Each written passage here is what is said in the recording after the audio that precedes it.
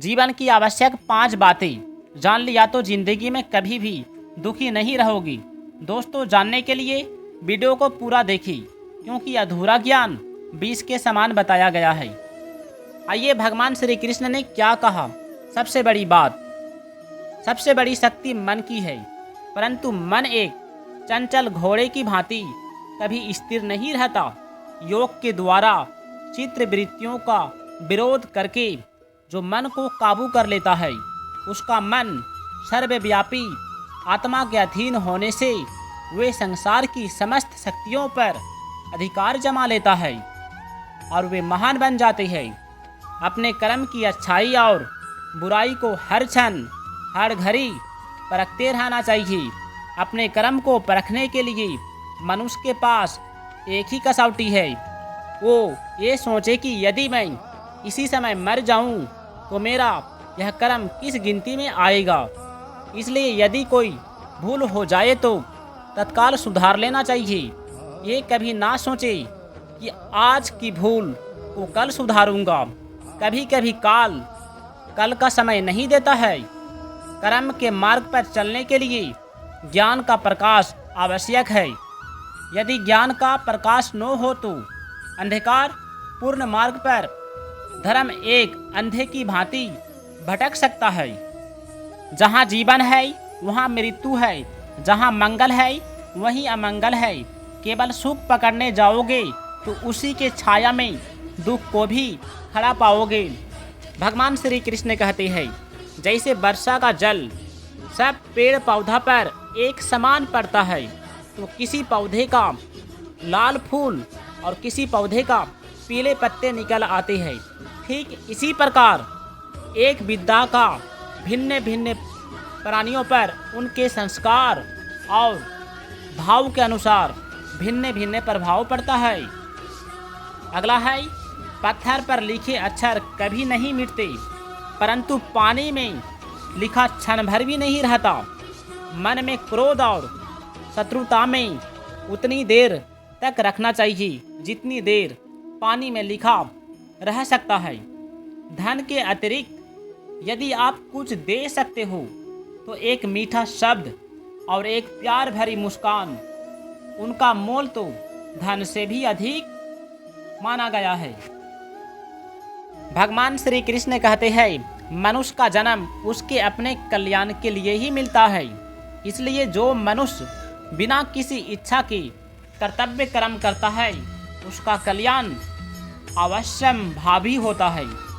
व्यक्ति के लिए सृष्टि द्वारा जो भी कर्तव्य नियत किया गया है, उसका उद्देश्य ईश्वर की प्राप्ति करना है, जो सभी का कल्याण करते हैं। जब व्यक्ति किसी भी साधन, कर्म योग, ज्ञान योग, भक्ति योग द्वारा अपने उद्देश्य को पूर्ण कर लेता है, तो उसके लिए कुछ भी करना, जानना अथवा पाना शेष नहीं रहता।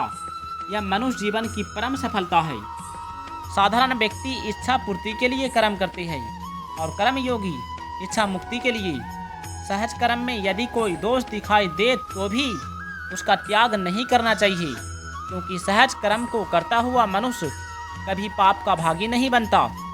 जो व्यक्ति शरीर, इंद्रियां, मन, बुद्धि, धन, कुटुंब, जमीन आदि पदार्थों को संसार का मानता है, अपना नहीं, वह श्रेष्ठ होता है।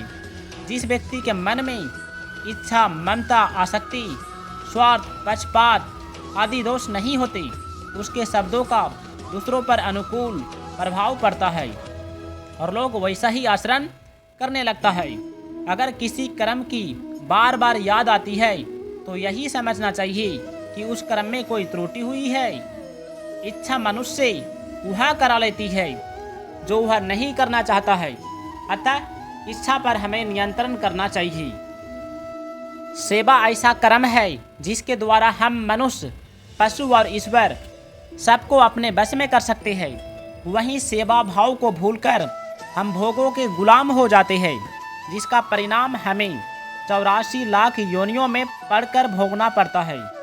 हम भगवान द्वारा दी गई वस्तु को तो अपना मानते हैं जो हमारी ही नहीं, और उन भगवान को अपना नहीं मानते जो सदा से हमारे हैं, जो वैभव को सब कुछ मान लेते हैं। भगवान की ओर से उनकी आंखें मूंद जाती है। दूसरों शब्दों में कहे तो जो वैभव चाहते हैं भगवान उनसे दूर हो जाते हैं।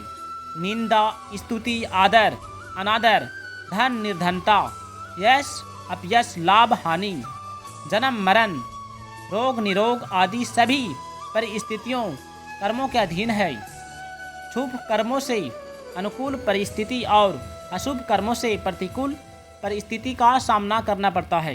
कर्मों का फल मिटाना आपके हाथ की बात नहीं, पर मूर्खता मिटाना आपके हाथ की बात है। मूर्खता हम मिटा सकते हैं जो हमारी हाथ की बात है। परिस्थिति को बदलने की कोशिश करते हैं जो हमारे हाथ में नहीं है। जो स्थिति हम आज भोगते हैं वे हमारे शुभ अशुभ कर्मों का फल होता है। शुभ कर्म से अच्छी स्थिति और अशुभ कर्म से बुरी स्थिति हो जाती है।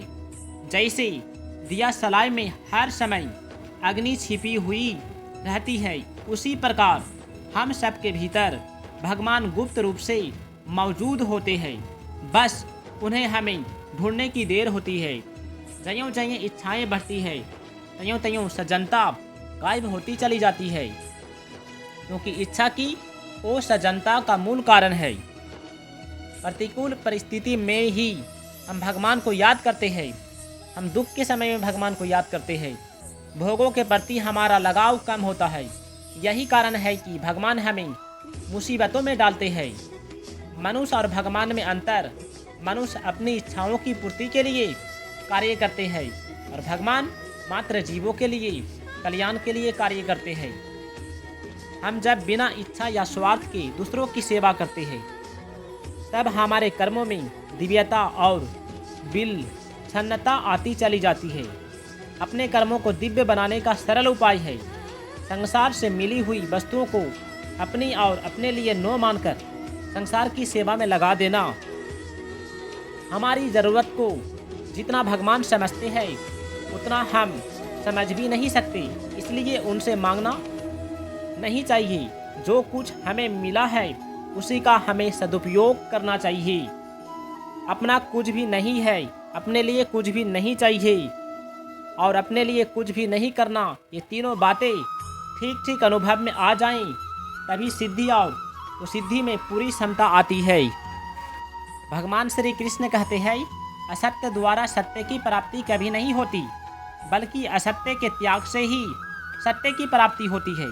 जो आपके अपने है, आपके अंदर स्थित है, अभी है, यहाँ है।